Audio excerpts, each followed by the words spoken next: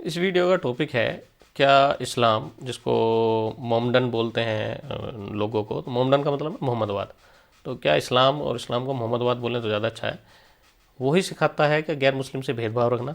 तो इसके लिए हम हदीसों को देखते हैं और sunnah.com से ही लिए हैं मैंने। तो सबसे पहले आते हैं, ये जो हदीस है, ये हदीस है सुन्ना अन-नसाई की, तो 3874 है।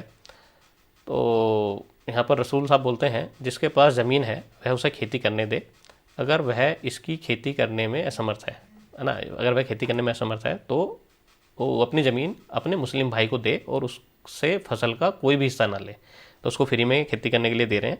ज़मीन ओबियसली उसकी रहेगी जिसकी है, ठीक है, पर वो जो फसल जो भी उगाएगा उसमें से कोई हिस्सा वो नहीं देगा, ठीक है। तो यहाँ पर मुस्लिम भाईचारा है। आगे चलते हैं, फिर दूसरी है सही मुस्लिम की, वो है 15360, आई थिंक 60 ही है। जिसके पास ज़मीन है उसे खेती करनी चाहिए, लेकिन वही सेम बात दूसरी हदीस में है। तो ऐसा है यहाँ पर, मतलब एक ही बात को कई हदीसों में रेफ़र किया हुआ है। जिसके पास ज़मीन है उसे खेती करनी चाहिए, लेकिन अगर उसे खेती करना मुमकिन ना लगे या ऐसा करने के लिए वह खुद को असहाय पाए तो उसे अपने मुस्लिम भाई को उधार देना चाहिए, लेकिन उससे उसका किराया नहीं लेना चाहिए। तो मुस्लिम भाईचारा, मुस्लिम ब्रदरहुड यहाँ पर भी है। अब आते हैं सही अल बुखारी की 2331। अब इसमें जब दूसरों को देते हैं तब क्या होता है। अल्लाह के रसूल ने खैबर की ज़मीन यहूदियों को इस शर्त पे दिया कि वे उस पर काम करें और उस पर खेती करें और उसकी उपज का आधा हिस्सा दिया जाए। आधा हिस्सा बहुत बड़ा होता है ना। उनकी सिर्फ ज़मीन है। अब जैसे कि हम अगर इंडिया के प्रोस्पेक्टिव से देखें तो 5वां या 6ठा हिस्सा मिलता है। अगर कोई दूसरा खेती कर रहा है तो 5वां या 6ठा हिस्सा देता है, ठीक है।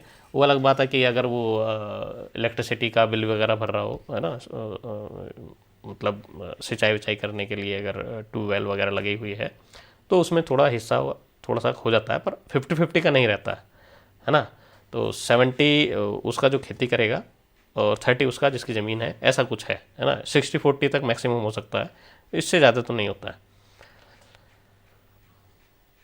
और 60-40 में भी बहुत सारी चीज़ें हैं कि अगर वो ज़मीन के साथ साथ और रिसोर्स भी प्रोवाइड करता है तो ठीक है। एक हदीस की तो मोहर लग गई कि जो रसूल साहब हैं वो क्या बोल रहे हैं, तो वो भेदभाव कर रहे हैं दूसरों के साथ। तो मुस्लिम के लिए अलग कानून है और गैर मुस्लिम के लिए अलग कानून है। तो भेदभाव, है ना, मजहब ही सिखाता है। ये दूसरी है, ये है मिस्कत अल मसाबिन 2972। तो यहाँ पर ही बोला है, उमर ने कहा कि ईश्वर, अब ईश्वर तो यहाँ ठीक नहीं रहेगा क्योंकि ईश्वर वाला नहीं है, ये अल्लाह वाले हैं। वो क्या है, इंग्लिश में थोड़ा ट्रांसलेशन में गड़बड़ होगी। अल्लाह के दूत ने, अब दूत बोल लेंगे, ठीक है, दूत बोल देते हैं, ने खैबर के यहूदियों को ताड़ के पेड़ और खैबर की ज़मीन इस शर्त पर सौंपी कि उन्हें उस पर काम करना चाहिए और जो उन पर काम करने में उनकी आधी उपज उनको देनी चाहिए। तो यहाँ पर भी ये मोहर लग रही है कि आधी उपज जो यहूदी हैं उनसे आधी उपज लेंगे। फिर बुखारी के संस्करण में यह कहता है कि अल्लाह के मैसेंजर ने खैबर को यहूदियों को काम, ये क्या पीछे भी, हाँ बुखारी हो गया, ठीक है, उसी को ही इन्होंने बोला है।